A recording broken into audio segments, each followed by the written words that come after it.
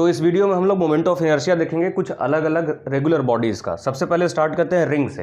एक रिंग है जिसका रेडियस r गिवन है और मास m है, तो उसका मोमेंट ऑफ इनर्शिया रेडियस के अबाउट क्या हो जाएगा, mr², है ना, mr²। एंड डायमीटर के अबाउट मोमेंट ऑफ इनर्शिया क्या हो जाएगा, mr²/2। जैसे हम लोग रेडियस का अबाउट कंसीडर करें तो एक स्टोन को अगर बांध के अगर घुमाते हैं और स्टोन का मास m है तो उसका मोमेंट ऑफ इनर्शिया हो जाएगा mr², है ना। और डायमीटर के अबाउट अगर रिंग को अगर इस तरीके से रोटेट कराते हैं तो उसका moment of inertia mr²/2। Next disc के केस में, एक सीडी डिस्क आपने देखा होगा, तो सीडी डिस्क को अगर हम इस एक्सिस के अबाउट पास करें जिसका रेडियस r है, सीडी डिस्क है और उसको हम लोग बीच से पास करके रोटेट करा रहे हैं, तो उस कंडीशन में मोमेंट ऑफ इनर्शिया रेडियस के अबाउट हो जाएगा mr²/2। और डायमीटर के अबाउट, अगर डायमीटर के अबाउट ऐसे बांध के और इस तरीके से रोटेट करा रहे हैं तो moment of inertia mr²/4।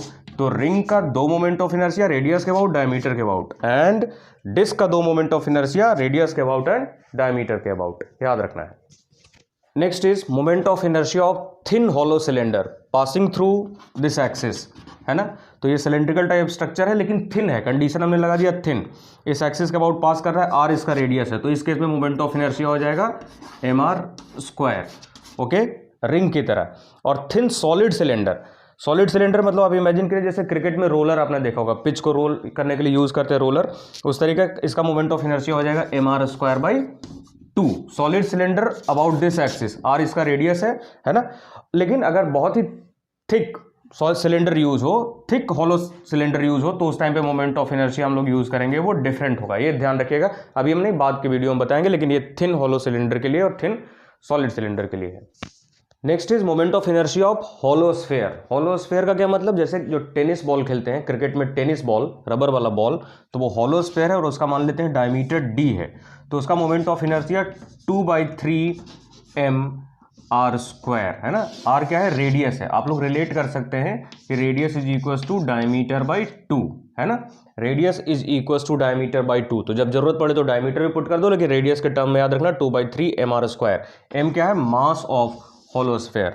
Solid sphere के केस में, सॉलिड स्फीयर के केस में ये भी डायमीटर के अबाउट रोटेट करेगा, तो है ना, जैसे एक ड्यूज वाला बॉल है, हार्ड बॉल है, और उसको अगर हम लोग उस एक्सिस के अबाउट टर्न कराते हैं, रोटेट कराते हैं, तो उसका मोमेंट ऑफ इनर्शिया 2/5 mr², ठीक है। फिर r यहाँ पे क्या है, रेडियस है। अब वापस से अगर क्वेश्चन में रेडियस और डायमीटर हो तो आपके पास ये रिलेशन है कि r is equal to d/2, तो आप पुट कर देंगे, r की जगह पे d/2, आप इससे कैलकुलेट कर सकते हैं डायमीटर के term.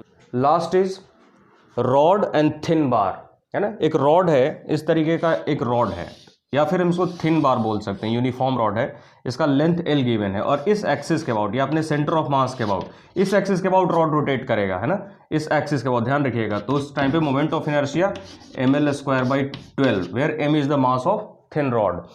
Next is rectangular lamina. एक रेक्टेंगुलर शेप इस तरीके का बना है और उसका लेंथ l और ब्रेड्थ b है, और इस एक्सिस के अबाउट, एक्सिस यहाँ इसके अबाउट ये टर्न करेगा, रोटेट करेगा, तो उस केस में मोमेंट ऑफ इनर्शिया हो जाएगा 1/12 ml² + b²। यहाँ पे इसको लिख सकते हैं कि ml² + b² डिवाइडेड बाई 12, है ना। तो ये 10 मोमेंट ऑफ इनर्शिया आपको याद करना है, very important moment of inertia, rotational motion में न्यूमेरिकल सॉल्व करने के लिए यूज करते हैं। So thank you for watching.